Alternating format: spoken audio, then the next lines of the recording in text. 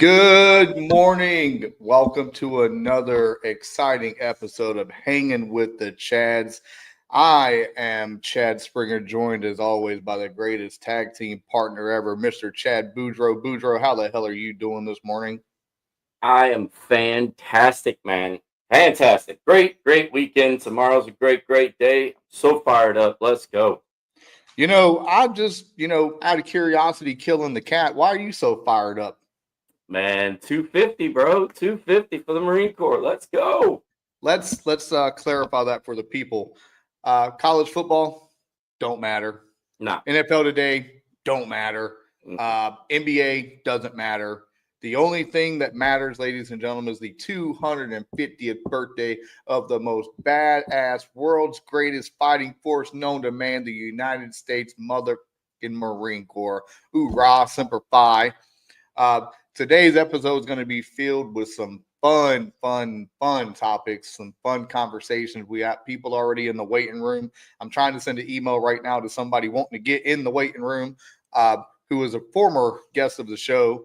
So we're going to get that knocked out. And, I'm just excited for today. I'm excited, to even talk about the Marine Corps. It is the greatest branch ever. It's the only branch that I ever considered about joining.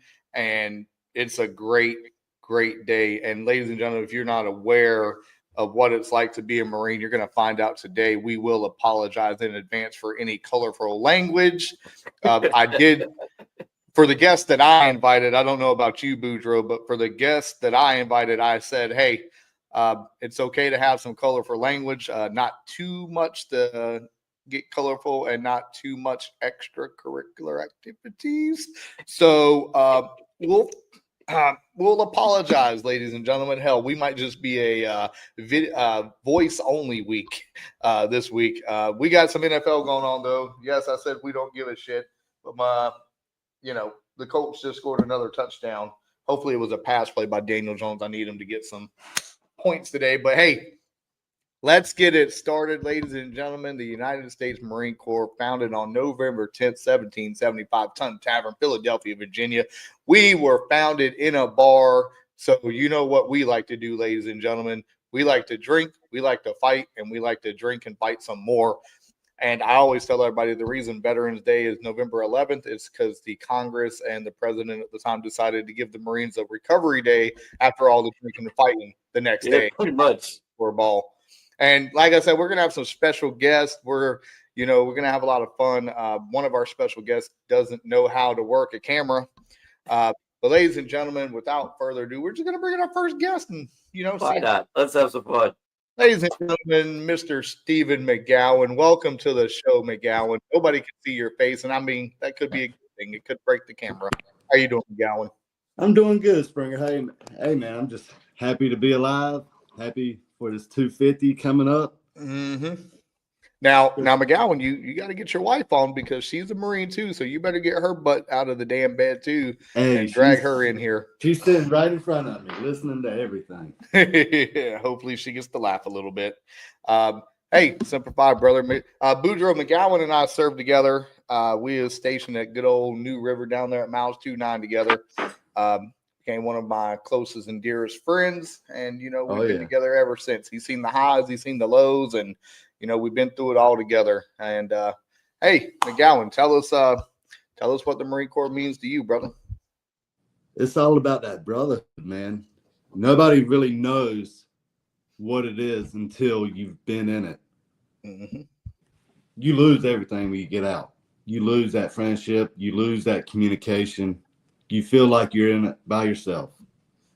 Mm-hmm. When I was in, you had all friends. You had anybody you could call, and they'll have your back. Nobody tells you about the part after, the loneliness, the long days, the dread. They teach you how to be a Marine, but they don't teach you how to be a civilian anymore. And that's the hardest part of getting out. You got to rebuild yourself. You got to find out who you are. And don't get me wrong, the Marine Corps taught me a lot. And nowadays, the employees, they pick up on that. They pick up on your strong parts. They'll work you to death because they know you won't stop. but it takes a toll on the body after a while.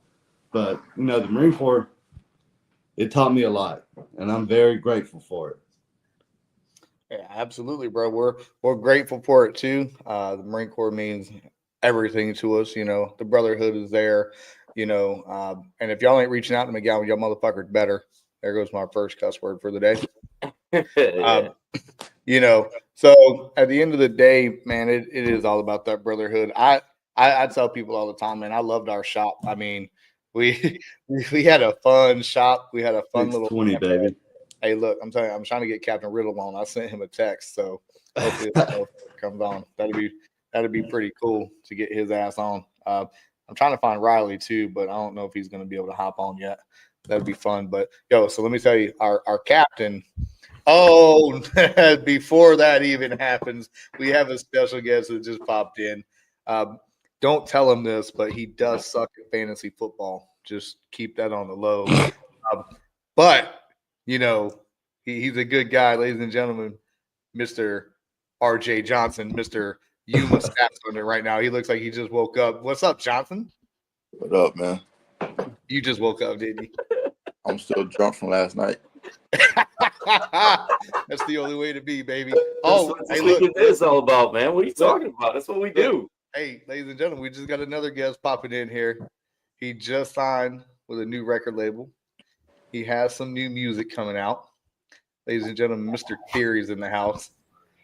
What up, y'all? What up, brother? Johnson. Shit. you look like you drunk, bro. Look familiar. Don't look at Johnson's camera. 620, right? Yeah. I was gonna Don't look at Johnson's camera. It's gonna make you even more drunk. Dude, Johnson, your camera's drunk right now, bro. Hey, man, give me a second, all right? Hey, don't forget to set your light up today. I don't want to hear shit complaining. It's already set. It was set yesterday before my ball. All right. Ladies and gentlemen, here it is. We have Theory, aka Ryan Dorfeld. We got RJ Johnson, and we have Mr. Stephen McGowan so far. We're gonna have some more guests popping in and out. Hey, Theory, how the hell are you doing, man? Thanks for that music. You know, I liked it, especially with WTF, and I don't apologize. I fucking love both of them. Yeah. No, thank you, man. I'm doing good. Just recovering still from this. I had 2 teeth taken out back on Thursday, and I'm still on this bullshit soft food diet thing. I gotta watch what I get. It's like all the way in the back, and just it like gave me triggers back from boot camp when it's like your damn wisdom teeth pulled. pointing at your fucking face. I haven't had teeth extracted since then, so like I'm over here like fucking. I don't even remember what to do. I just been eating mashed potatoes and mac and cheese and. Hey, that's that soft food diet for McGowan. Have you ever figured out how to cut your camera on? Fuck no. and we call Johnson drunk. Look, man. Johnson, hey, Yo. you're currently the only one that's still in right now. I know. How was the ball last night? Huh? How was the ball? It was a ball. We had a time. Clearly, it was very good. Question. Hey, look, everybody, you gotta understand this. Did the sergeant major or the master guns hit the Superman? So no. So I'm not in It's the not a mouths. fucking ball. I'm not in the mouths no more. It's not a ball then. I'm not. So we don't have a master guns. All right, did the sergeant major hit the damn Superman then? The old Hell crusty no. one. You're not in the mouths anymore? Where are you at? I'm in the mag. Oh, okay. And right now it's like River? 8 a.m. in Arizona. Are you still on New River? No, I'm there. I'm in Yuma. Oh shit. Yeah, this dude, like doing it for real, bro. Yeah. I ain't been in a part of the mouths in 2 years. Damn. Hey, Johnson, I'm gonna have some stuff to send to you again. I got a here. I'll show you what I've been working on. It's that's gonna be something hot. I created in case All of emergency. Break glass when Coach Springer ain't around to be an AD. So it's about 130 some pages long. Boudreaux says he ain't got time for all that shit. So, No, I ain't got time for that shit. well, Hey, Johnson, you are says he- solidified, so that's why you don't got time for it. Yeah, I'm trying to get there. That's the difference. Hey, look, Johnson wants to be an AD. Oh no, man, come, bro. That's my guy. You know what I'm saying? That's my guy. So I'm gonna take care of him. I'm gonna tell him What, which Boudreaux?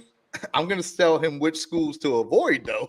But you know, And like you think you work hard now? You hit the race course hard. Trust me. McGowan, Be an AD. I work hard. I work hard enough. Yeah. bro, let me tell you. It's 24/7. You want to know what I did yesterday, guys? So we had a facility rental for an off-campus cheerleading company to come and use our gym. At about an hour into the cleaning up part, I get a phone call from my chorus teacher. Hey, the school van's broke down. It won't move.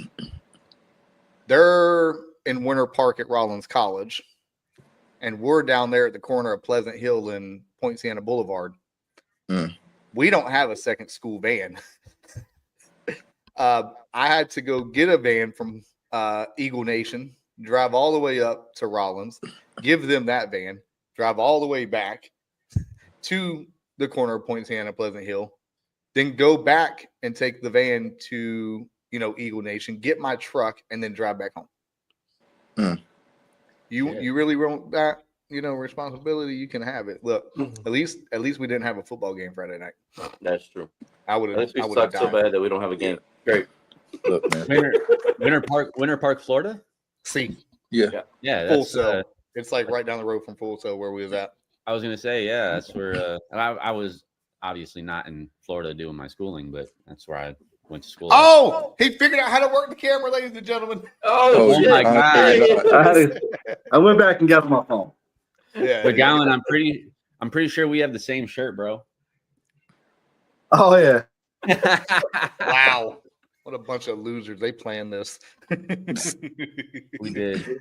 Yeah. So, but yeah, man, it was a crazy time yesterday. I got home at like midnight. I was like, God damn, I gotta get up in the morning. What time did I get home last night? Shit. That motherfucker don't even know what time it is now. I'm actually going to be It's going. 8 o'clock. You know what Johnson looks like? What? He looks What? like David What after the motherfucker? dentist. Is this real life, Bro, this is me after 5 shots of Reposado, a shot of Douce, and 7 Hennies and double Hennies and Red Bulls. All right, how many Newports did you have after all that? None. No, Wow.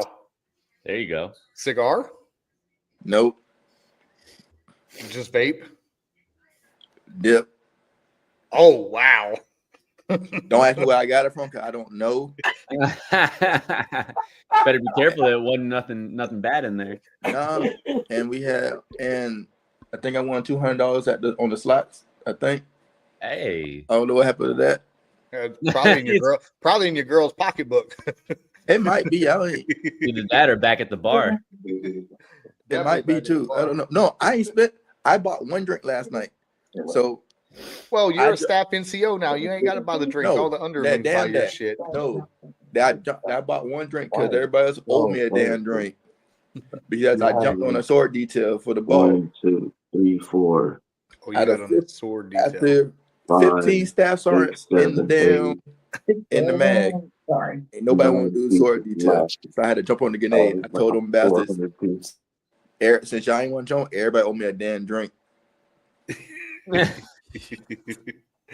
think the last Marine Corps ball that I was at was in 2014, and I remember Captain Riddle was he was like trying to cut in the line, and me and my wife were standing in line waiting to get to the bar, and we how long those lines were, man. They were forever. And I remember he was like, "Hey, Devil Dog, you mind if I cut in front of you?" And I was just like, "Son of a bitch." And I was like, "Sure, sir, go ahead." And he put $200 bills on the bar, didn't even order a drink. He's like, next $200 worth of drinks is on me. And I was just like, let me get this, you get that. Hey, look, Captain Riddle is a G, man. Captain Riddle was the shit, dude. He used to be enlisted before he went officer route, so he knows the grind. Hey, Yeah. Shout out Captain Riddle. I talk to him probably about once a month. He's I I converted him to a Carolina Panther fan. That's probably my I saw proudest that. moment. I saw that. I converted him to a Panther fan. That's probably my proudest I moment. think I'm friends with him on Facebook, but I don't know. I haven't talked to him. Hey, he be quiet on Facebook though. He be quiet on Facebook. Yeah, I don't Old have and any decrepit, other that's why. He ain't decrepit. He's just old. His wife. Hey, look. I pick on him all the time because his wife, she got her doctorate now, and I'm like, you're in a house and learning doctorates, Captain Riddle. You ain't got no authority there. Yeah, for real. I'm actually going to a ball next weekend on the 15th in Mount Vernon, Illinois. I don't know if you guys remember Chaz Campbell. Negative. I think he worked at 6'7". I think he worked at 670. We don't know them cow people like that, bro. We was like 690, 620, and 610 is about the only people I messed with. Anybody? Well, I knew everybody because I was PC. Boudreaux's over here like you fucking air wingers. He's like you. I was in a comfortable ass mobile facility. Heated and air conditioned. Look, I had AC in the deployment, so I don't care. Yeah, I had AC on the fucking deployment. I don't care. Well, we had the sweating their balls off in Afghanistan. Springer's just like, yeah. Hey, look, man. That fucking boat got hot, especially when they cut off the AC, but they couldn't cut it off in that work center. I'll tell you that right now. So, hey, let's get on a little fun topic here, y'all. This whole thing, yes, it's great to catch up, but we're gonna talk about some great things here. We're gonna get into some Marine Corps history, things like that. But before we get into it, we're gonna play a little game that we like to do. It's kind of like a draft, but not really. So everybody's gonna get a turn, and you're gonna tell us what the best movie is that depicts the United States Marine Corps. I know which one I'm going to pick. So, Johnson, we're going to start with you because you're probably the drunkest. So it's going to take you the longest to answer. Still drunk from last night. Greatest Marine Corps movie. He said, "Fuck you." Oh, let's see. Do it necessarily have to be a movie? I mean, you could do a TV show, something like that. Yeah. Okay, let's do the Pacific. Okay, that's up there. What about you, Steven? Oh man, I don't watch a lot of movies. No, everybody's gonna say Full Metal Jacket and all, but that's what I'm gonna say. That's probably the closest. But yeah, that shows you the part in boot camp. But that's about it. Yeah. Hey, that I only watched it for the first half of the movie. After Gomer Private Powell offs himself, I don't be watching. Yeah. Theory. Damn. You said it could be a TV show too? Yeah, it can be a TV show. Well, damn. What up, Fat? What up? That kid's got tall, bro. I remember when he was a baby, still in my boy got Blue old. Devil hat. That makes us feel old. I got a picture of him as a baby taking my Duke Blue Devil hat at the house in Richlands. That just made me feel old, man. Because your ass is old. Oh, Want to know who got big? Oh God. Oh God. Yeah. Look at she's like, Dad, what the fuck are you doing, bro? She's 10, dude, and she's like, up to my shoulder. Quit embarrassing me. This house is a fucking prison. This house is stuck in a glass case of emotion. I don't know. I think I mean, I like the movie. I don't necessarily know if it embodies the closest, but I love the movie Jarhead with Jake Gyllenhaal. I thought it was a good movie. That or what was the one with Tobey Maguire brothers?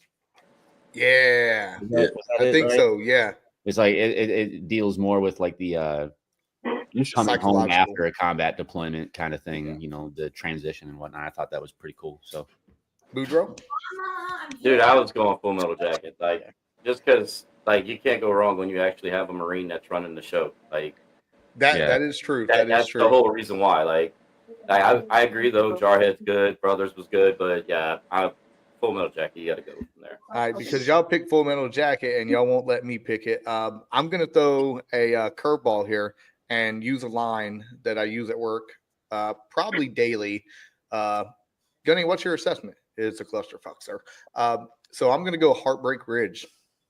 Ooh, That's another Heartbreak good one. Ridge is a good one, and It is. That is really, really good. And obviously, you got the Band of Brothers and all that, but I think I'm going to go Heartbreak Ridge is one of the better ones. That was just a real good movie. It's just a classic, though. It shows if you're a decorated combat veteran, you can basically get away with whatever you want. yeah. Pretty much. They're not going to kick you out. No. So There's a new show on Netflix called Marines, and Don't watch that. Do not watch that. or wait. What is? I thought it there's was two. okay. There's two. There's There's the one that's Marines coming out and the tomorrow. I think that that's one called Boots or something. Yeah, don't watch the Boots. one called Boots. It's Boots. stupid.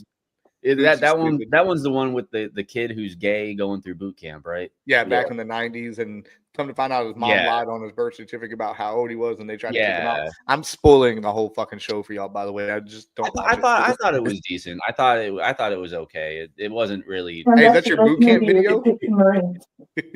Graduation videos. That's your graduation video, Yeah. Bro. oh geez. shit, dude. Hey, what is that? Is that a DVD? Kids don't even know what that is right now. Oh Bro. yeah. Bro, Old school. Hey, you fucking better tell them dinosaur over that's the here. original streaming service. Right. Hey, look. This is how old I am. I remember Netflix. I used to have to order them online. And send it back in 30 days. Didn't they used to do DVDs in those machines too? Yeah, Red box. Redbox. Yeah. That's what put Blockbuster out of it, out of business. Golly. Hey, so speaking of which, let's talk about out of business here. So we have, obviously there's a lot of famous Marines out there. Yes, we got Chesty Puller, we got General Lejeune, we got Mad Dog Mattis, General Mattis, former Secretary of Defense. But let's get into some more, like, this is a sports show, things like that. Let's get into some athletes who are some Marines, or even entertainers, things like that. So anybody know anybody? Teddy Rob Ball. Riggle. Hey, Teddy fucking ball game. Teddy Williams, the greatest hitter in the world, was a United States Marine. He was a Marine pilot too. That's why he could hit the fucking ball so well. Yeah, Rob Riggle too. He's one of our favorite actors. Yep. He's Dude's a good one. fucking hilarious. We got Leon Sparks, the former Olympic gold medalist and boxer, and Roberto Clemente. He was a Marine. Okay. And lesser known fact, did y'all know Shaggy, Mr. Boombastic, was a Marine? Yes. Get the fuck out of here. Are you serious? Yeah, Shaggy was a Marine. I did not know that. Yeah. He just ain't make it. So he said the reason he has that like hard Jamaican slanted accent is because he wanted to talk like his drill instructors the whole time. Yeah, I've seen that. Yeah, that's pretty funny. Obviously, you got Drew Carey. A lot of people still don't believe that. Yeah. I remember that. I heard he was like sleeved up underneath the suits. I don't know if that was a rumor or not. I don't know. I don't know that one. But let's not forget about Kylo Ren himself, Mr. Adam Driver. Yep. Adam Driver. And I'm gonna go back to the world of wrestling. Shout out Montez Ford. Yeah. Mr. Montez Ford. He went in boot camp the year before I did, and I never crossed paths with him. That would have been nice to do. Randy Orton. I still count it. I know people don't because he went AWOL, but he did, but he still made it. He finished boot camp. He finished boot camp. He just after the fact, he was like, camp. "This ain't for me." At least he admitted it wasn't for him. Hey, Johnson McGowan, was y'all at 621? No, y'all wasn't there yet when the kid went AWOL from 620. Y'all wasn't there yet. I had to be his brig driver after they called him before I deployed. Who was it? I don't remember his name, but he got called in Swansboro at his girlfriend's house. He didn't get very far, but he was gone for dead ass. He was like gone for like 2 months. How you disappear in Swansboro for 2 months? Right. You know how they called him? Supposedly they called him at the gas station using his card to get gas. That's how they called him. Stupid. Dumbass. Like, I can't remember this kid's name. I swear, if I get one of the old heads from 620 on here right now, they'd be able to tell us, man. There's Where the a lot fuck's of famous- Infante? Yeah, I'm trying to get all them on. I sent the group chat. I'm pretty sure Rivera's punk ass is still sleeping right now. So They're probably like Johnson, just all still drunk. I mean, well, Wait, that's and cool. Fonte and Rivera probably was drunk anyway. I mean, True. Whatever happened to that one dude that got in a fight with all them cops in Greenville that one night? Little Oh fuck! Who was that? That was a little short dude. yeah. Yeah, it wasn't me. We It call wasn't him me. Toto. Hispanic We call him guy, Toto. I don't go to Yeah. Greenville. It wasn't me. Yeah. Fuck, I forget his name. That was, I think his name was Toto. That sounds familiar. That must have been after I left. Um, You know who we need to get on? You Nah. call fucking Hathaway and wake his ass up. Oh, don't put Fred on here. You put Fred on, I'm hanging up. Why? He was awesome. You didn't have to work for him. Oh yeah. Hey, that's you true. ain't have Well, to live with him. Well, technically, yeah, you it's live like with me. technically he had to work for me, so I was cool with it. Yeah, you tell him that. Oh man. Hey, Hey, I was responsible for telling him he could go home. I He used went to home love. regardless. You ain't give a fuck Yeah. what you said. yeah, you're not telling Hathaway what to do. That's Yeah. No. Bullshit. I've seen You know how Hathaway many tell times Gunny we what would to get do. X reps at night crew, and he'd be like, he would come into PC like, all right, so we done this, we done that, ready to go home. Can we leave? And I'd be like, nope, got an X rep coming. He'd be like, motherfucker, man. That was actually a good impression of him too. Yeah, he would be so pissed, and he would just march out. Oh man, that was some good old days. You know who I'm not gonna invite on the show. I'm not even gonna say his name. I'll text y'all later, y'all. But I'm sure you know exactly who it is. If you was in 620 with me during that time, I'll just tell you the initials are the same initials for first and last name. That's all I'm gonna say. Think about that. Boudreaux, I'll explain off camera. Yeah, I got you. So Boudreaux, tell us about some stories from your Not days over here, Voldemort, buddy. you could say his name. No, sir. This is a professional podcast. I'm not going to stir up drama on the podcast unless I. Is this somebody that you made cry? No. It's not. His initials are different. His initials are one initial. They close enough. No, but him. I would actually probably bring him on just to see if he's alive. He's probably alive. It just I hate that y'all know who it is, and Johnson's I over probably here do just looking too, around. and I John's like, don't know. he's probably alive. Looking around the room like he's sitting there with him. Jesus. no, I'm just trying not to be loud. Motherfuckers are asleep. Well, hey, Staff Sergeant, you can be loud all you want, sir. Yeah, you're stabbing. You're stabbing. Hey, you Johnson, are. wait, hold up. I got a serious question for you, Johnson, and I'm gonna solo screen you for this one. Oh, Literally, man. I'm about to put you in the screen by yourself. How do I do that? He's like, I don't even know how to do it. There it is. There it is. Your solo screen right now. Okay. Please tell me you got the Dress Blues cape. No, I don't. You're fucking done. Get off the show. You're You're done. fucking done. Why You're would I done. Get spend off the show.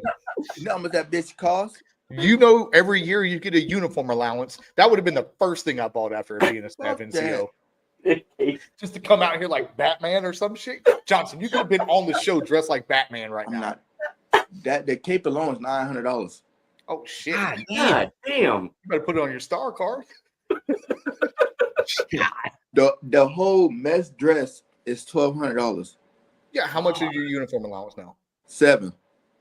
$1,000? Shit. Damn, they don't even give you enough to buy the cape alone. That part. Shit, dude. Hey, I know there's a damn military store off base. You can go get one for a couple of $100. Nah, yeah. Because I know they're all probably a one size fits all. They're all custom fit.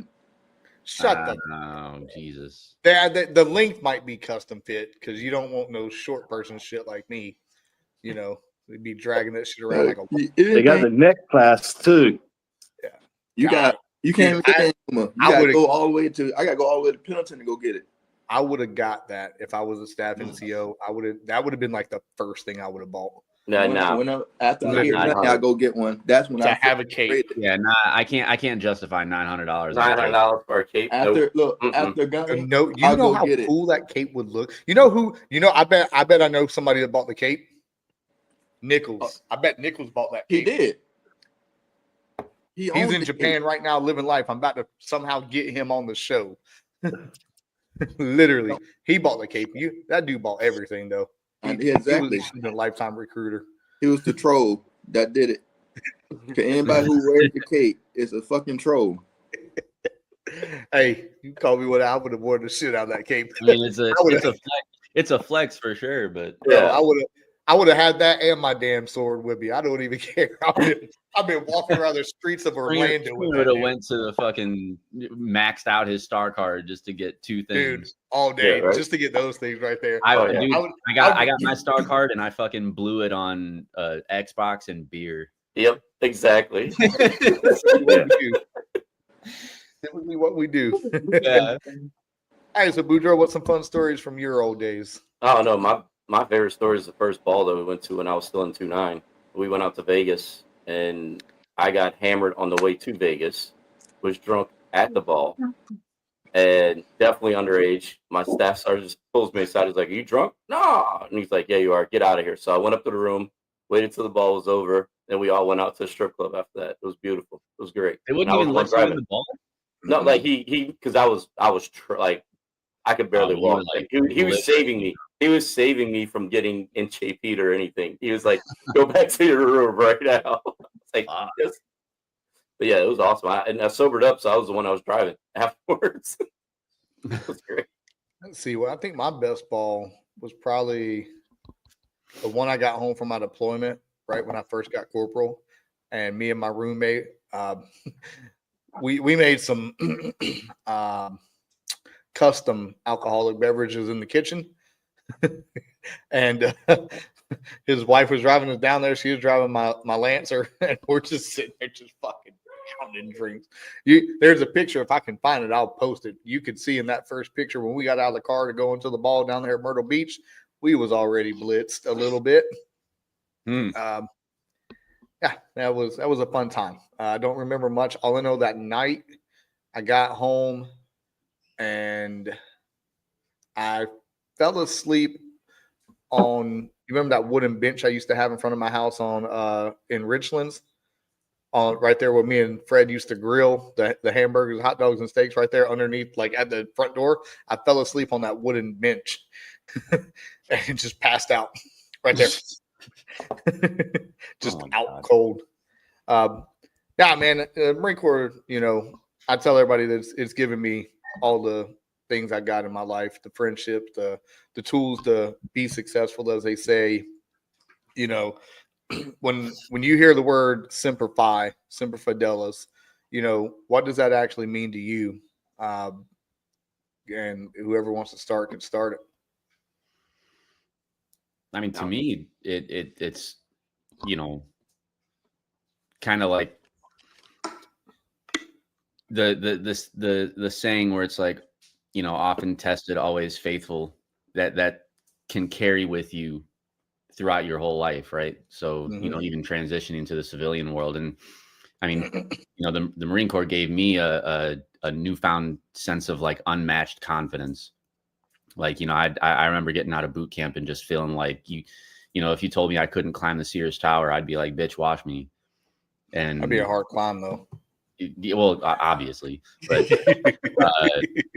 probably impossible. I'm not gonna lie. Being a realistic person right now probably wouldn't be very possible. But no, I mean, it was just, to me, it was a sense of purpose and belonging, and just pointing me in a new direction. Because before the Marine Corps, I was very directionless. I was very unmotivated. I didn't have any discipline.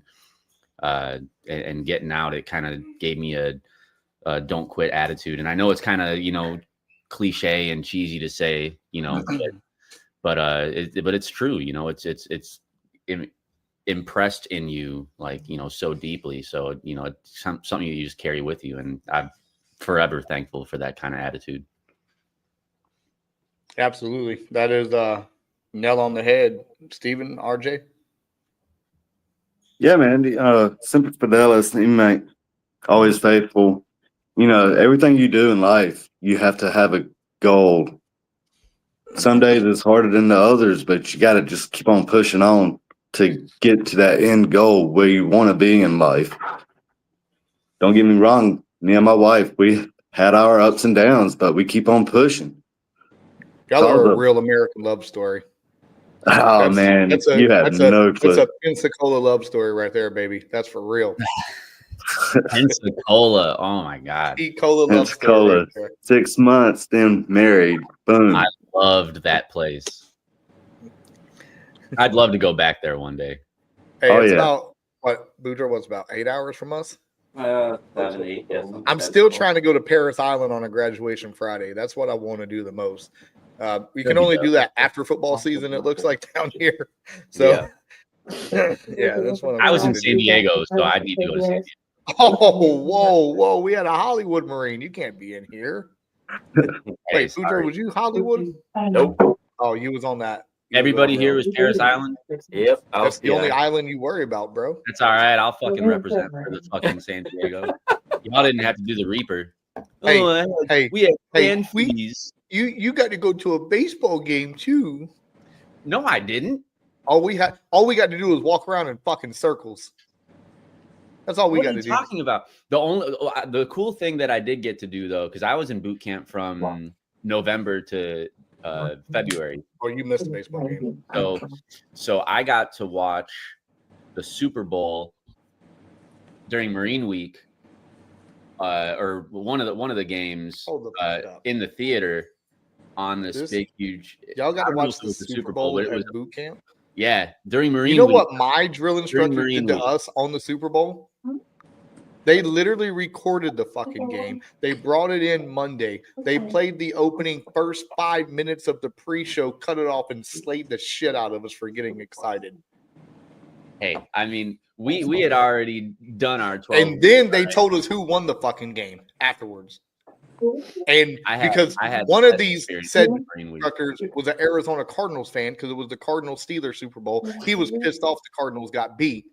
So it was a lot worse for little old recruit Springer at the time. Well, okay, so look, one of my favorite boot camp stories, right? It was for Christmas because I was there for Thanksgiving, Christmas, and New Year's. And for Christmas, you know how they tell you not to send like packages and shit like that. Well, this one recruit's fucking grandmother sent a package, and there was 73 recruits in my platoon at this time.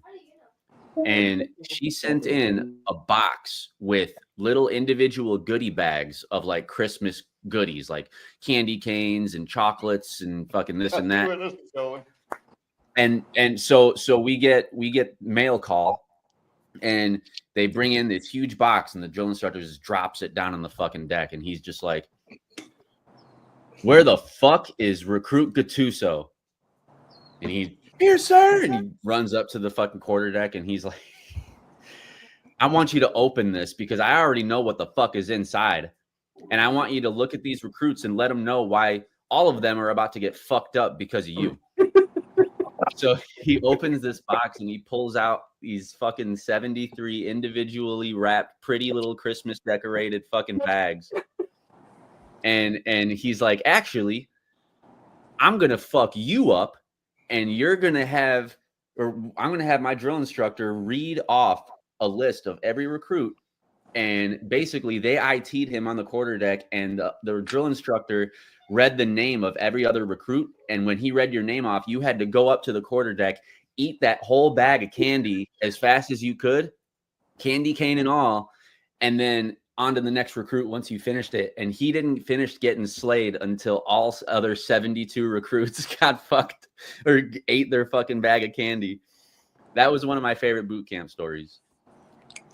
I have a funny boot camp story, and I've told it on this podcast before. Y'all remember after you get picked up by the drill instructors, finally you go on that first motivating run that Monday, right? So we go on that motivating run. I'm running with my boy beside me, my battle buddy at boot camp. There's another guy in this platoon. He yells, "I got to poop." And we're like, "Yeah, that ain't happening, bro." And they go, Better "No, shit I'm really about to shit myself." I'm like, "Bro, you better learn how to hold that." You know, and too late. Oh God. He poops himself on the run. Now we have a drill Was he in instructor. Silkies? Now we was in the basic green skivvies they first give you. No. So we have a like 6'4" Russian name at the time, Staff Sergeant Jerkowitz, who becomes Warrant Officer Jerkowitz later in life. And so his big Russian accent and presence is there. So the kid goes up and says, "This recruit needs to make an emergency head call." And the drill instructor's like, "What for?" He's like, "This recruit shit himself." Do what? This recruit shit himself. Imagine that. Golly, man. My boy Stocker can tell it better. But it was. If I was a drill instructor, I'd have slayed him with the shit in his fucking drawers. I think that would have been a little bit inhumane, but what really worked. You had to. Though, really for- worked. So what, dude? You have to. What the fuck is humane in boot camp? There's nothing humane about boot Hey, camp. look, I ain't gonna lie. Look, man. I tell people all the time. Some days I'd rather go back to boot camp than anything else. Oh, 100%. Because you know exactly what's gonna happen every boot day. camp is still one of the best times ever. Once you graduate, you can look back on it. You're like, that was such a great time. I want to go back. And I tell people that all the time because, like, you know, I'm part of like some, you know, military pages on Facebook, and you know, there's always some post, you know, I'll come across every once in a while, and it's like how this, you know, this one person who's making the post like, "Oh, I almost didn't make it through boot camp because, you know, I just didn't have the willpower to continue going in Marine Corps boot camp." And I'm like, I always make it a point to be like, bro, boot camp was like the best part of my time in service, like one of the best parts of my time in service. Like looking back on it, it was so much fun. Like I love watching the videos of like shit that people do during boot camp, and I'm just like, I remember that. I remember that. I remember that. I got fucked up there. Look, fun, man. I remember every one of my drill instructors, and I can tell you right now, if I seen them on the streets, I'd be happy. The crazy thing is, my senior drill instructor, when I got to New River right before I deployed, remember? Oh, y'all wasn't there. Y'all won't remember. But the ACTS van was out. So we had to take all of our generators to New Bern up to Cherry Point. And me and Riley was going up there one day, just driving up there. I'm in the ACTS van, headphones on, trying to work on it because, you know, I'm really good at GCUs. All I get is a tap on my shoulder. I turn around with my senior drill instructor. Oh, my God. He is a 620 Marine. Huh. And he's the gunny up in Cherry Point, and he was supposed to go on our deployment with us. He was supposed to be the original det daddy, but because he just got back from the drill field and he didn't want to really whatever, I guess. But yeah, it was very interesting seeing him there. So Was it I haven't seen my drill instructors Benechek. in boot camp. Benechek? Yeah, at the time, Gunny Benechek. I'm pretty sure he got promoted. So we had Gunny Benechek, Staff Sergeant Jerkowitz, Sergeant Garcia. That's my guy, though. If I ever find that guy again, I'd be happy. That's my dude. Then we had Sergeant Stearns, which I found him. We chatted for a while. He became the Old Miss Marine ROTC enlisted JROTC supervisor, whatever the fuck it's called. So he's at Old Miss for a while. And like this dude, like he's the epitome of I have to cut my sleeves, roll them one time and stitch them so that they fit on my arms. Oh, God. Like this, but this dude was like, he had to give us the birds and the bees talk about, you know, drill instructor Sergeant Stearns, all them girls out there trying to come after you, they was here when I graduated boot camp. You don't want none of those slutty things. Yes. Crazy time. I had all gunnies from my drill instructors. Well, there was a staff sergeant. He was my kill hat, and he got promoted mid-cycle. So I remember getting royally fucked up on the quarterdeck one day because the day that he got promoted, I accidentally called him staff sergeant after he got gunny. And, Oh, you done fucked up, bro. and yeah, I don't remember much from that sleigh session, but I know I got fucked up. and I did not make that mistake ever again. But yeah, I had all gunnies, man. It was pretty intense. Like we were the only platoon in my company that had all staff NCOs. The rest of them had sergeants and staff sergeants. We were the only one that had gunnies, and the entire fucking lineup was all gunnies.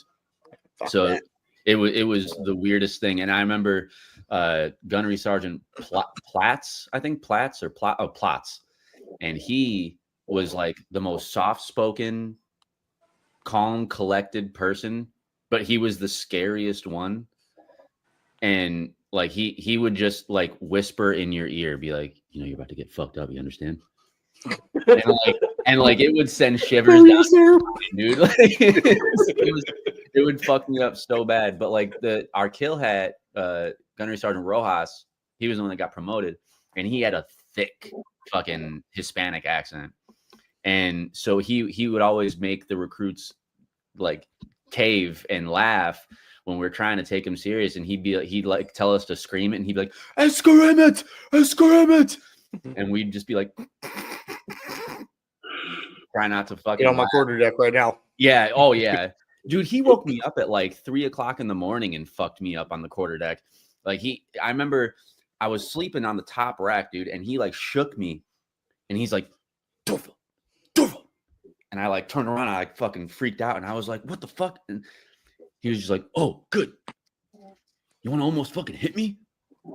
Get on my quarterdeck right now." And I was just like, "What?" And I was like, "What time?" I saw the clock, and it was like 3-something in the morning. And I'm like, "Dude, this has got to be against the law or something."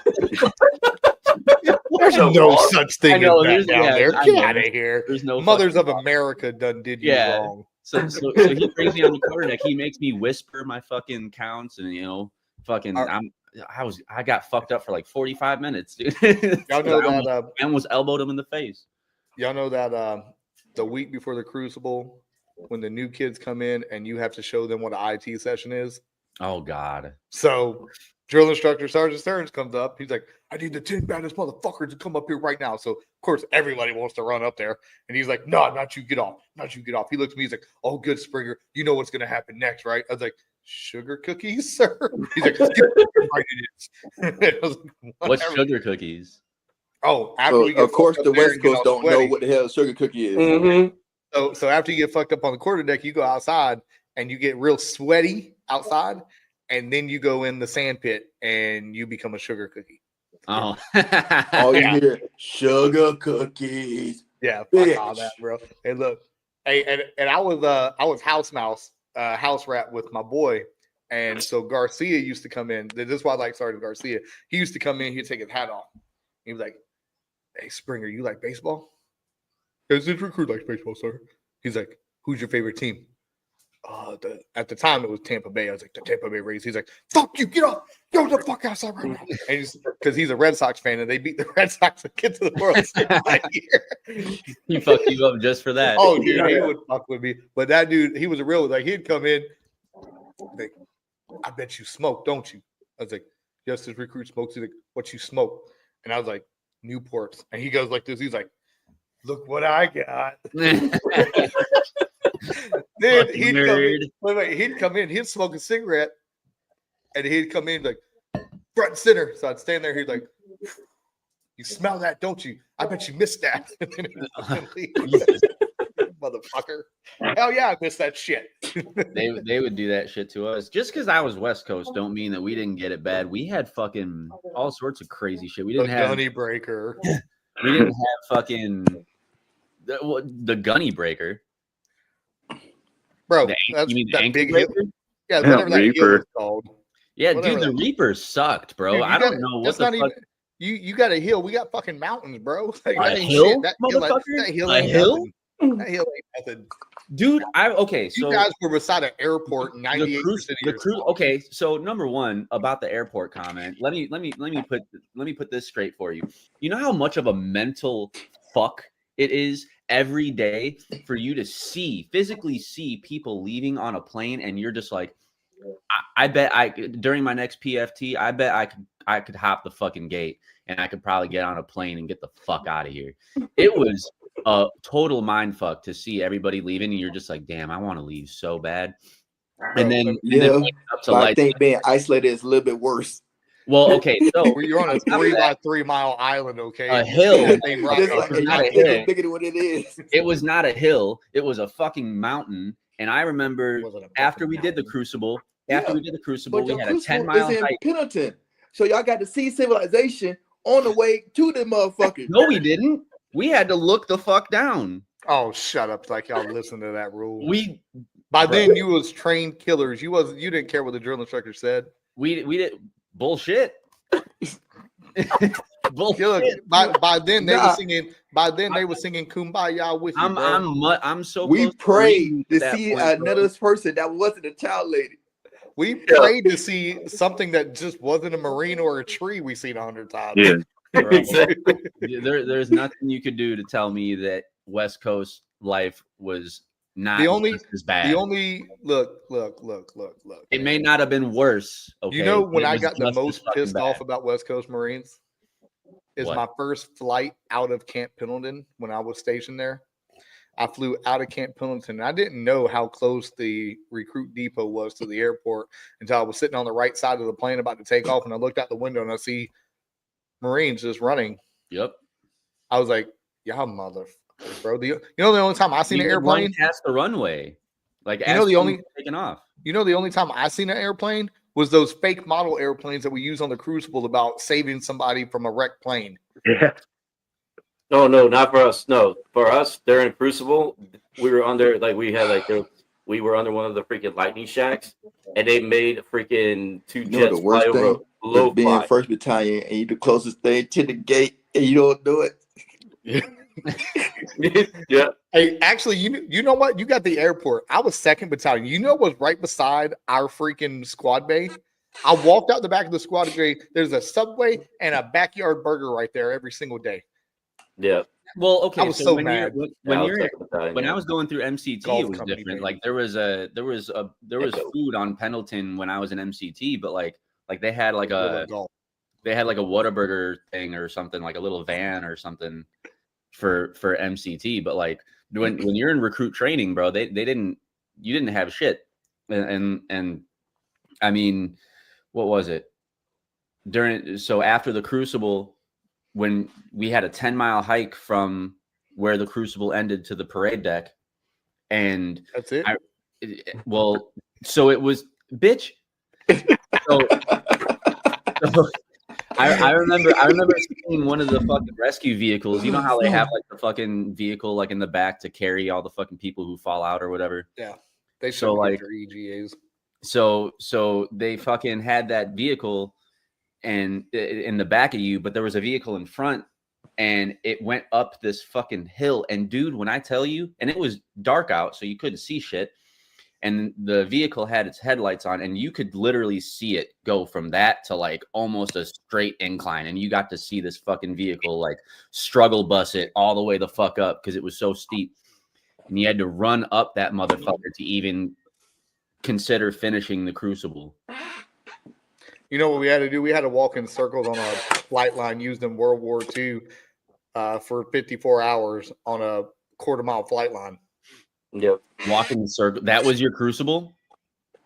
Yeah. That's you didn't know you were in circles, though. Yeah. You didn't notice it. So you didn't have any of the like O-Course stuff, like the Stairway to Heaven or anything like that? No, we had all that. But what I'm saying, like the actual hike from the Crucible. Oh, because we were on a flight line that was made in World War II. I don't know how Paris Island can get to the fucking European countries that quickly on a flight, but you know they had an airport there during World War II, and it was literally you just walked in fucking circles, bro. Mm-hmm. Like that's a mind. Like when you see A2FE just on the ground 100 times, you're like, dude, this is crazy. Like, how big is this motherfucking island? I swear I've seen that number already once or maybe twice. Let me tell you, you know what the greatest feeling in the world is? When you're standing there at the parade deck in front of the Iwo Jima Monument, getting your Eagle Globe and Anchor. That's the greatest feeling in the world, right? Hands down. I tell everybody the greatest thing that's ever happened was becoming a Marine. Yeah. And because of that moment, you know, you're sitting there all dirty, slobbery, crying. You get that E-globe and anchor, and the drill instructor puts it in your hand. He closes your hand, and he talks to you finally like you're a human. Like you're a person. Yeah. Like you're. I remember exactly what Sergeant Garcia told me. He said, "Congratulations, my brother. Congratulations, Marine. You earned it." And I said, "Thank you, sir." He's like, "Don't thank me. You did all the work. I just pushed you there."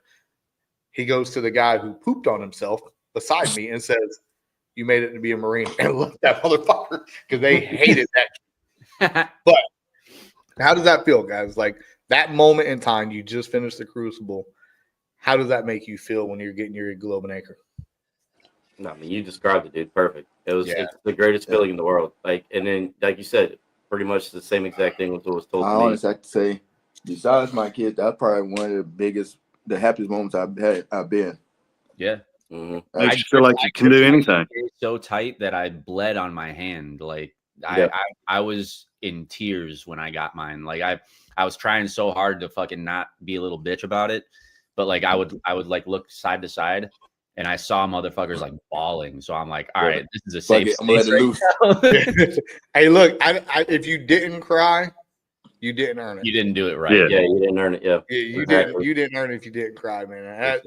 And then then you get the Warriors breakfast, and then what the crazy thing is, so we decided, and I remember this perfectly. So me and my battle buddy at boot camp, we decided we would stay. We didn't want to carry our weapons there, so we locked them all up in the squad bay. So we guarded the weapons while everybody went and ate, and then we got relieved.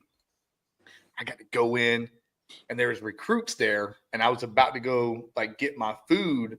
I was like, do I cut these motherfuckers in line? Do I let them eat? Then all of a sudden, the drill instructor came up and was like, "You fucking recruits, get out of the way for these fucking Marines. Congratulations, Marines. Y'all can go eat." I was like, "Oh, shit. Appreciate it." But it was funny. So I sat down. I sat beside Sergeant Stearns and Jerkowitz. They had sat around us. And I remember this. Jerkowitz looked at me in his Russian accent and in his infinite wisdom was like, "Springer, I wanted to fucking kill you this week. You got fucking lazy during final drill for the first time. I wanted to fucking kill you. But then I heard what you did on the Crucible and pushing that kid down when he was talking shit. So I'm not going to kill you." Like, hey, thank you. Thank you, sir. Thank you. But for him to say, "Good morning, Marines," I was like, "Oh my God." Oh shit. Oh, shit. Mm-hmm. Yeah, Like, the Warriors breakfast was surreal for me. Like we were sitting down and we were enjoying all of our food, and our kill hat, Gunner Sergeant Rojas, comes and sits down, and all of us like perked up, like sorry, we were getting too relaxed, and he was just like, "Shut the fuck up and fucking eat." Like he's like, "You don't got it with the setup." Yeah, we got 5 minutes. I was like, "Bro, I don't know whether or not this dude's fucking with me." And like, if I'm like, "Oh, okay, good shit," and I ease up, he's gonna be like, "Good, bitch." And yeah, right. Sugar cookie. I was like, "Oh my God," because I remember. Okay, so one of my favorite stories that I went through was when I first got to boot camp, and when you first have your very first meal at the chow hall during receiving week. Ooh. And you see a fucking ice cream machine. I saw a soft serve ice cream machine. And I was like, "Oh, fuck yeah." And receiving week is California a joke, right? Ice cream. Like you're not getting yelled at anywhere near as awfully as you're gonna get yelled at when you meet your drill instructors. Like receiving drill instructors are nowhere near as mean or fucking, high energy and all that. So it's like I was like, boot camp's a fucking cakewalk, dude. And I fucking go up to the ice cream machine, and I get a clear cup, and I'm fucking getting the soft serve, and I'm like, this is about to be fucking good as shit. God, you didn't. Worst mistake. You didn't do that. I swear to God, all I saw was like 5 drill instructors beeline to me, just like screaming like nothings. Like they were just screaming to scream, like. And I'm surrounded by 5 dudes, and they're just screaming, "Ice cream, you scream, we all scream for ice cream. You can't have that." And I'm just sitting there like, fucking taking the cup from my hand and they fucking throw it, get fucking ice cream everywhere. It's all over my uniform. Good, you dirtied your uniform. And you did that. I got fucked up for like a whole day after that, dude. There was no way. And my drill instructors, when I met my drill instructors, they actually were told about that incident too. Because when I met him, he was like, "You're the one that likes the fucking ice cream, huh?" I was like, "God damn it, dude." Hey, speaking of drill instructors, Boudreaux, you might not know this. All right, out of you three remaining, and including me, Broyles, Maddox, Billingsley, who do you think was the most badass drill instructor killing recruits all day? Out of those three that we're aware of that went to DI school. It was Billingsley. Kerr had Billingsley as a drill instructor. And if his I ass know ever that. got on, he'll be able to answer that question. Oh, You don't think Gunny Maddox didn't sleep? I know Maddox did. Hey, Dakota. Yeah. Dakota. Hey, so Boudreaux, you would love Gunny Dakota. That name should sound familiar. He's definitely Southwest Louisianian. Yeah. He whenever he got out of the Marine Corps, he gave me his NCO dress blue buckle, which was very rewarding for me. I think he fucked dudes up for real. Gunny Maddox for sure. Yeah. Gunny Maddox, wasn't he the squadron gunny for the Mals at one point? Well, now retired Master Guns Maddox. That name sounds really familiar. He was in and out of 620 and 690 a lot. He was all over the place. I mean, he'd get more Afghan deployments than I know what to fucking do with. Yeah. That name sounds really familiar at the Mals. I think Broyles, because he's so tall and he has that Texas Southern drawl a little bit. I think he probably fucked people up good. Shout out to Gunny Broyles, Joshua. Shout out Texas. I wore Texas yesterday for you. So yeah, I think that would have been good. So getting into our next little topic here, gentlemen, we have celebrating 250 years of the United States Marine Corps. 250. It's just on his hat. Put that hat back on. It's blinding everybody on that dome you got right there. Oh, shut up. Take yours off, motherfucker. Absolutely not. I'll get buried in my hat. Well, McGowan got that. The McGowan got that LeBron hairline going on. He hanging off with dead life. Yeah, I It's these damn kids, I man. my fate, and I just buzz it. Damn, you got the Hulk Hogan going on, B. Lord. I'm cool with it. That shit was. I didn't know where it started or ended. I don't either. That's why I didn't buzz it. I'm glad I still got my hair. Shut up, Johnson. You don't count. You know what? I'm gonna talk about Johnson for a minute. Why are you talking about me? Why me? I'm gonna talk about you because Johnson, when I was an NCO, Johnson was my favorite Marine. I made sure Johnson, so much bullshit. I made sure Johnson was taken care of. I had my minions. I had Johnson. I had Kerr. I had McGowan. They were my go-tos to get shit done, right? But Johnson was my favorite. I saved Johnson. He did. You did. And I'm so glad that day, that fateful day, saved him. And look at where he got him. I would like to think I helped you achieve your goal of staying there for 20 years. And I appreciate you. So if you don't know what's going on with this conversation, ladies and gentlemen, let me explain something to you. I'm sitting at one Lance Corporal Conkin's house eating a steak, and I get a phone call. Hey, I need my leave extended. Bitch, we just extended your leave. What the fuck you mean? I got pulled, but not that much. I'm only a corporal. My car broke down. Where are you at? Still in Florida. Are you in Miami or Jacksonville? Trying to get to Jacksonville, right? That's how. Am I right so far right now? No, I was in South Carolina. I picked you up in Georgia. How are you in South Carolina? No, you picked me up in the coast of South Carolina. I picked you up in Pooler, bro. It wasn't Pooler. I picked you. You know what? I'm gonna call Conkin right now. I'm pretty sure it was argumented further than that. Pooler, because it was Pooler. I'm pretty sure I made it to Hardyville. It was you look. I'm like, okay, we got to pick this guy up. I look at Conk and I was like, hey, you ready to go for a ride tonight? He's like, yeah. I was like, should we tell Gunny Shoemake? Yeah, let's pick up the phone and call him. Hey, Gunny, it's Springer. Johnson broke down. He needs to ride back to base.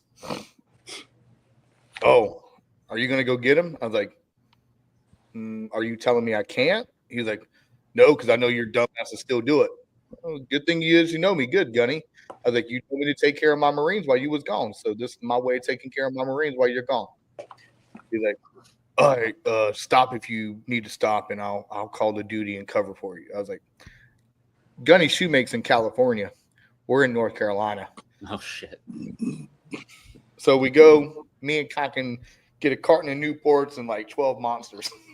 And we're rolling. 17 straight to Paris Island, getting on 95 when we get to Georgia and pick this fucker up. We get him in the car. He falls asleep in the back seat like it ain't nothing. Like it's an Uber. We stop. Wait. We stop at it's like 6 o'clock in the morning, daybreak coming out. We stopped in BFE, South Carolina to get some breakfast at the McDonald's. Hey, guys, I ain't got my wallet. Plausible. You don't want to pay. No, I don't have my wallet. I left it in the car. Oh, my God. His military ID, his everything. Oh, no. Keys to his barracks room, everything. And wait, it gets even funny. So we get back to base. We get him checked in. We get everything's taken care of. Who was it? Was it Riley? It must have been Riley still. He goes in. Riley looks at him and is like, you owe these motherfuckers your life. It was Riley. Uh-oh, ladies and gentlemen, we just got breaking news. A new entry into the party. Ladies and gentlemen, Mr. Miguel Kerr. What up, y'all? Mr. Oh, Kerr. shit. What up, y'all? my Is that God. McGowan? What's Yeah, up? that's What's McGowan. up? Bro, you got you got a little something on your face. Yeah, a little something. Oh, what up, RJ? What up, Kurt? What up, dog? How you been? No living, still doing this bullshit. Hey, Kerr, Boudreaux. This is Miguel Kerr. This was my bodyguard. I knew. That was Still everybody is my bodyguard. You would know this person. That man was the muscle. Hey, Kerr, I'm telling the story about me and Conkin picking up RJ in Georgia. oh, Hey, do you want me to tell him the story about you pulling me back in from your sunroof in the Jeep? So, funny story is I was a belligerent drunk You know who he is. growing up, and we went out drinking one night. At the time, it was my bachelor party at a marriage that I want to get annulled from the rest of my life. And we stopped at McDonald's. Hey, now I already told. I was in the back seat of a 2-door Jeep or a 4-door Jeep Cherokee. I was sitting in the back seat, and I looked behind us, and there was a cop. I just wanted to wave to him and say, "We're going to buy your food," Dumbass. but they wouldn't let me roll my window down. So I did the second best thing. I tried to crawl out of the sunroof and get his attention. Oh, my God. All you see is Kerr and his infinite arm strength just. And I fell on I think I fell on Infante in the front seat like a baby. Maybe. Trying to crawl back. I don't even remember, dog. That was a fun night. Yeah, it was a fun night. But this is Kerr, ladies and gentlemen. We're just telling some good old stories and simple pies, do or dies. I got a question for all of you. Oh God. I got an answer. What was y'all's favorite obstacle during the Crucible, and why? Ooh. Anything with the rope climb, man. The rope climb was my bread and butter. Yeah, I was I choose the ropes with me. I can do that in my sleep. I do that in my sleep. Yeah, rope climbing was fairly easy. That was pretty easy. I Everything like else kind of Gay. the night before the march back, we did that maneuver under fire where we had a low crawl through all the obstacles with the grenades and the cannons going on. Oh, that was pretty cool. Yeah, that was I think that was fun. Boudreaux, what do you think? No, I'm with you on that one, dude. Yeah. Anytime there was like you didn't know what the hell was going on, but you can move around and have the live fire and all that shit going around you. Yeah, that was probably the best one for me. You know, my least favorite was the hike out there. Just So because That's not an I had, yeah, that's I had a dude in my that was a platoon mental obstacle. I had a dude that fell asleep on the ruck back, and we had to carry him and his gear. How do you fall asleep? I don't know, man. He was super tiny too. His name was Jakey, and he was like maybe 95 pounds, fucking soaking wet. And Oh yeah, he was good. yeah, he was scary. he collapsed or fell asleep. I don't know either or. Somebody carried him. Somebody carried his rifle, and somebody else front loaded his ruck. Yeah. Oh. What game are you playing there, Bomb Squad? None of your business. Man, I'll get on your You damn playing game Fortnite? tag. Yeah, he probably is. Never play. Never. Hey, you don't know what you're missing. Playing Gears of War, man. I'll absolutely miss that. What was the name of the obstacle where you had to start at the top and you had to like shimmy your way on the over the water? over the water? Oh, the on a net downhill with the net curve, Yeah. Yeah, that was y'all fun. had a Yeah. That one was fun too. I don't remember the name of it though, but that was fun. Actually, thinking about the Crucible, I like the pugil stick fight where you had to run through the fucking maze to get there. Oh yeah. Yeah, and That's end the up one I fighting like. like 4 you guys people. had a net underneath for that? What? The Shut rope? up, California boy. You know you No, I had a think we net. just went straight to the water. We didn't have it. We didn't have a net. It was a net. The net was in the water. There was no net for us. Yeah, so you couldn't drown. There was no net. There was just the rope, and then when you went past a certain point, you hit the water, but there was no net in the water or anything. No, There was a net before you got to the water though. That way, if something did happen, at the and very then top, there was water. yeah. Okay, And I was how gonna say, y'all you are had a net in the describing water? that for real is giving me Flashback. a brain aneurysm. Not Dude, I had Y'all over here like it's the thing with the net in the water and it goes down in the curve. I'm like, yo, I can't remember the name of the fucking obstacle. I did find it funny when I saw one of the instructors kick that kid off the diving board during swim week. Oh, that was my favorite because I love the diving, the high jump and all that. Yeah, everybody. Because I told them unbeknowingly that I was afraid of heights, and so I wanted to conquer my fears of heights. Dumbass. So I had to go down. Big mistake. Well, no, I did that so I could go first on everything. So like when we did the rappel tower, I wanted to go first so I can get it done and over with, and the high dive. Because whenever I did it, I did it right, just what they say. I got out of the water, and the drill instructor came up. He's like, "You're a fucking liar. Go back up there." I was like, "Hi, sir." He's like, "Your job is to help push people." I was like, "Absolutely, hang 10 toes, bitches." But no, that was boot camp was fun. I would go back. I don't even care what anybody says. I would go back to boot camp and do it because you just know what was going on. I left in the best shape of my life. Look, from the halls of Montezuma back to Paris Island boot camp, I would go, baby. Mm-hmm. So we're discussing a few off-topic things, getting fun. So, what is, in y'all's opinion, this is 250 years of the world's most badass elite fighting force. Why is General Lejeune's birthday message so important, do y'all think? And to put it in context, it's, I'm going to paraphrase it. I'm not going to read the entire thing. On November 10th, 1775, a corps of Marines was created by a resolution of the Continental Congress. So long as the spirit continues to flourish, Marines will be found equal to every emergency in the future as they've been in the past, and the men of the nation will regard us as worthy successors of the long line of illustrious men and now women who have served as the soldiers of sea since the founding of the corps. Why do y'all think that still rings true today? And that birthday message was given in 1921. It's damn 100 years ago, So why is it so important to Marines, do y'all think?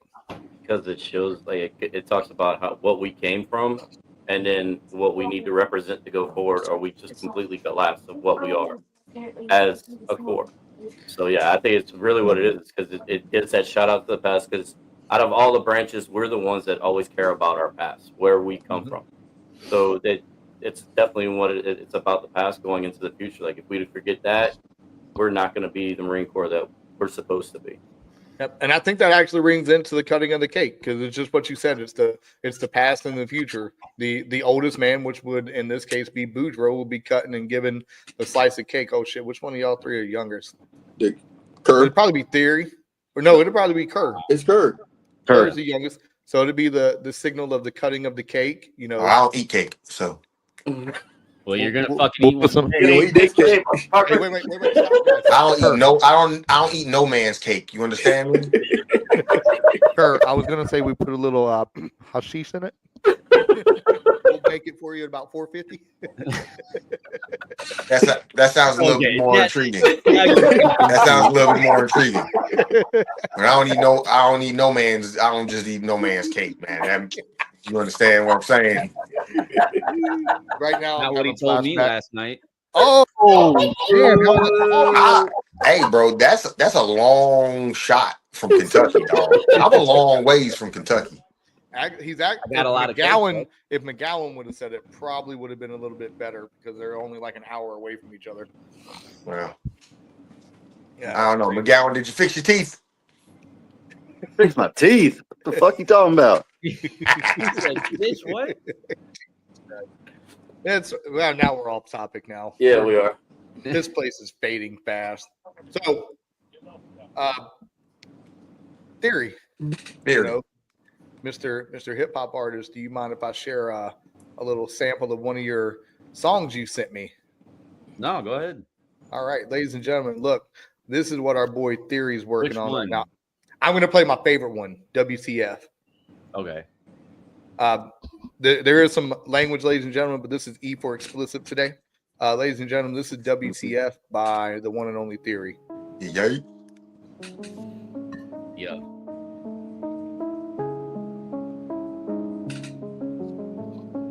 Yeah.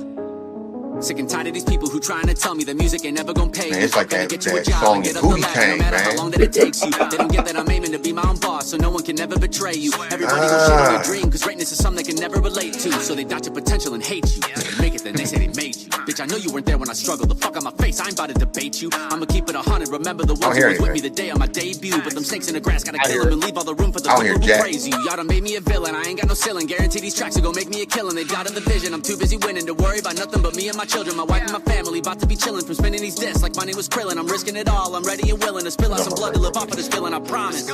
Yeah, I done came up swinging from the jump, but I still got some people who don't want my shit to bump. Same ones be steady smiling in my face and faking love, so I'ma look them in the eyes and put my middle fingers up. Like what the fuck? Yeah, time to break the silence. How you say you with me, but you plotting like you spineless. Better not mistake my kindness. Might be preaching peace and love, but I wake up and choose some violence. What the fuck?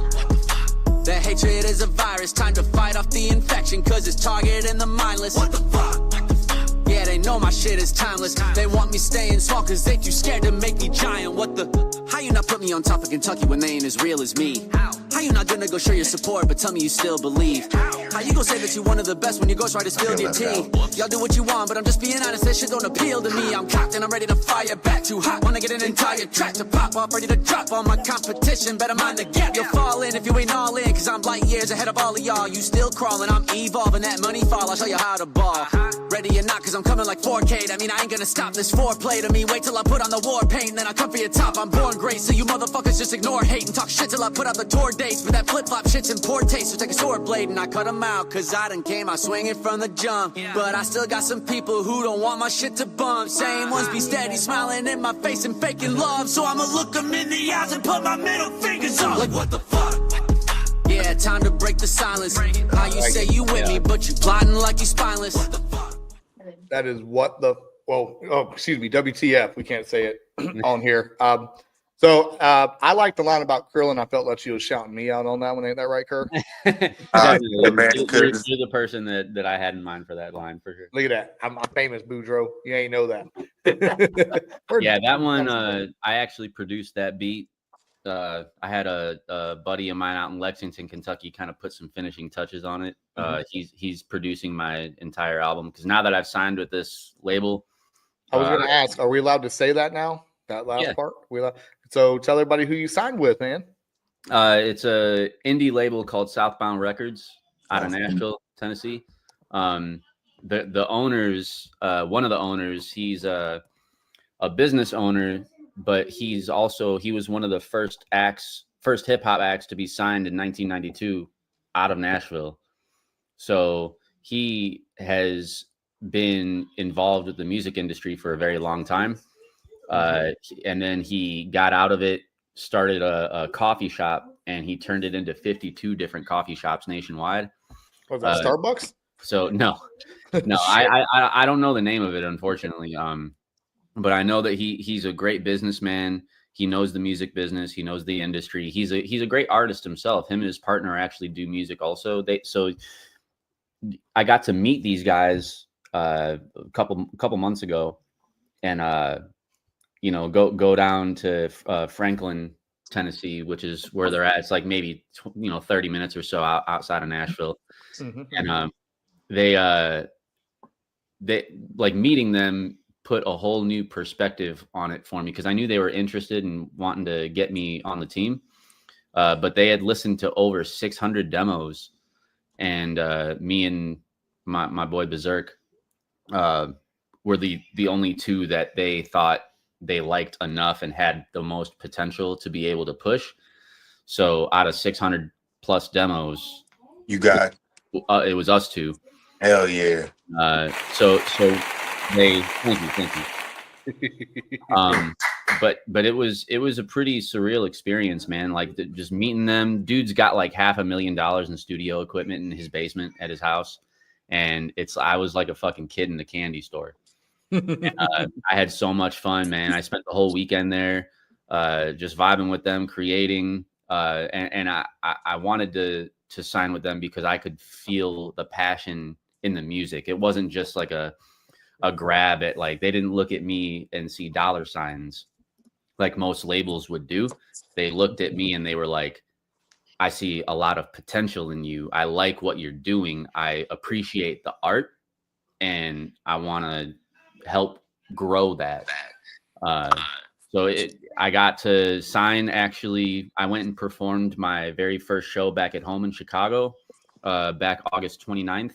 And the owner, Rob, he flew from Tennessee to Chicago to come to my show and sign the contracts live in the middle of the show. Hell yeah. And that started officially October 29th. I had a 60-day window to release anything independently that I wanted to release without the label taking control of the music. Right. But it's a good deal. I'm not getting fucked out of anything. I had a lawyer look over it, my music attorney here in Louisville, and he was very pleased with it. And they've got a huge budget. Like, dude just sold one of his businesses and got a 7-figure payout for it. So he's got a big budget. He's going to be doing all of our marketing. He's putting up websites for us. He's paying for all of our merch. He's going to be paying for all of our advertising and all that stuff. So we're going to be all over the place once this all starts really kind of coming together and getting some traction. It's going to be big. So I'm working on this album now. It's going to be my debut project with the label, and it's called Crash Landing, and it's a sequel of one of my independent albums called Me Against the World, and I'm going to do a sequel to that album and kind of continue the story and the plot from that. And it's going to be a big project, man. I got some bigger names that I'm going to be including on this for features. Can you release any of those big names, or are you keeping it a secret? Not yet. Not yet. I tried to get some breaking news on the show, ladies and gentlemen. Try to get some breaking damn news. Not yet. They're locked in for the most part. I just gotta, we have to work through the budget and green light the funds that are going to be necessary to get the album done. because you know a lot goes into it with not just the production of the album, and you know I have my degree from Full Sail for engineering, for audio engineering, so you know I record and mix my own music, so they're just going to put the final masters on it at their studio with all their real fancy equipment that I don't have, and you know, so I don't have to pay for like studio time or anything because I have a studio here at my house, so that helps a lot. But you know, we just got to green light some funds, get the features done, and then I got to finish writing a few more songs for the album, and it's going to be really dope, man. I'm really excited for this new chapter. Shout out Southbound Records. Shout out Theory. That's what I'm talking about, baby. Hey, fellas, I got it. It was good to see y'all. I got to slide out. I got some errands I got to run. All right, love you, bro. Love you, bro. All right, bro. Love y'all. Peace. Bye. So yeah, that's awesome. That's awesome to hear. And you know, we all have lives. We've all got out of the Marine Corps. And Johnson, I think Johnson, I think it's about time that I get an apology from you. For I've what? been waiting. I got out in 2014, January. I've been waiting now almost 12 years. When I told all you assholes I was getting out to become a teacher and a coach, you motherfuckers thought I was bullshitting. And you guys thought that I wasn't going to do it, and y'all thought I was lying. So here it is. What is this, year number 8 in education, 10 for coaching overall? I think I'm doing it, guys. I think I'm doing it. I always believed in you, Springer. All right. I appreciate it, Theory. I apologize. My little big brother, I apologize. All right. There you go. You happy? Well, you all following in my footsteps yet again, so I'll that sounded so genuine too. It was genuine. It was from the heart, right? All the way genuine. It's Straight from the heart. Yeah. That's why you're in second place right now. I'm sober right now. Finally. You had to go snort some BC powders. No, I just had to go. That's what you were doing. You know, Snort I get my mind clarity. I actually looked at the ball guest we had, and she showed me she showed me the pictures the picture we took last night. So you was doing the Superman dance then. No, you was the staff NCO doing the Superman dance. I was the only staff NCO on the dance floor, yes. But she said I was.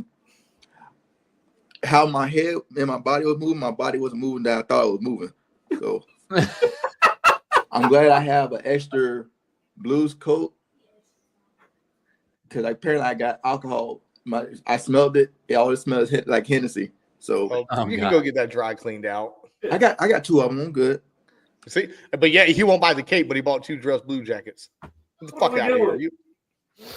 Get out of here! Hey, bro. 900 to 3. I'd rather pay the 3 to 9. No, but once you get the $700 budget, you get rid of one of them. You get the damn 1,000, and then you can get the 900. I said, you still have 100. Well, the gunny board starts in convenes. Okay. So when I see my name on the gunny select board in March, I'll go buy the damn thing. Okay, ladies and gentlemen, y'all heard it. We heard it here first on the show. I am going to save this clip.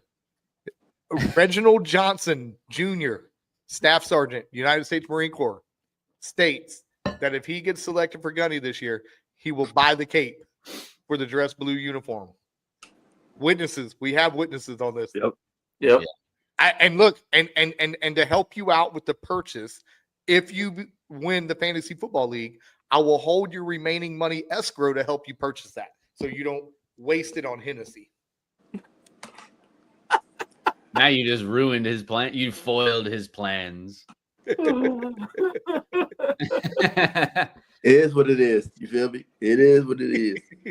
I got to find somebody with that. He's gonna get the fucking cape, and then he's gonna fucking send us a picture and be like, "You motherfuckers made me do this, man." And you can't send it back. You got to keep it forever. I'm gonna keep. If I buy it, I'm gonna keep it. It's gonna be in your damn shadow box when you retire. Yeah, I was gonna say. Why am I gonna be invited to your retirement ceremony? I just want to know that. Of course. How many more years you got till you retire? 4. Oh fuck. That's crazy. Are you still gonna be at Yuma, or are you gonna be back on the East Coast then? I'm coming. As soon as I pick up gunny, I'm going back to East Coast. Hey, go to Jacksonville. I gotta kick the motherfucker out of Jacksonville. Well, you can't do that. You're not a gunny yet. I don't care, fuck. Come to Orlando. I mean, we got. I'm not going back recruiting. Come on, bro. It'd be fun. Well, I'm gonna put it. I can't go back recruiting. I'm too far senior. You're not Nichols. You don't get the lifetime recruiting pass. Jesus Christ.